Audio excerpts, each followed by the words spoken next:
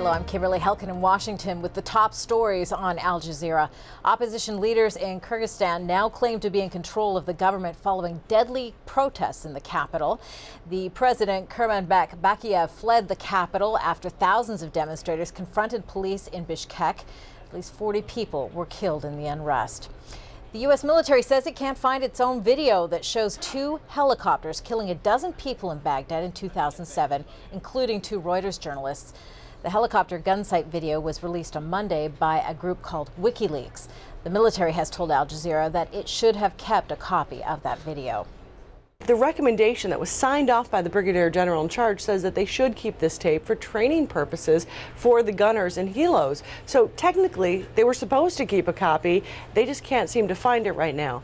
I also wanted to point out there's been some talk that there may be an investigation, a renewed investigation. Now that is different than what we've been hearing since this tape first came out on Monday. The military pointing me to all of this paperwork saying they did 2 thorough investigations. They found that the pilots did nothing wrong.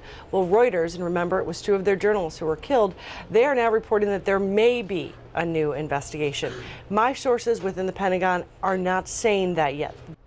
And stay with Al Jazeera as correspondent Patty Culhane there continues to investigate that story. Rescuers are searching for dozens of missing people after Rio de Janeiro was hit by flooding and landslides. Follows the heaviest rains in southeastern Brazil for nearly 50 years. At least 119 people have been killed, 2,000 have been made homeless. The rains have now eased but are predicted to return at the end of the week. A state of emergency has been declared in Thailand's capital, Bangkok, after opposition protesters stormed parliament. Senior government officials had to be evacuated by helicopter. The so-called red shirts have been protesting for weeks. They're demanding the prime minister dissolve parliament.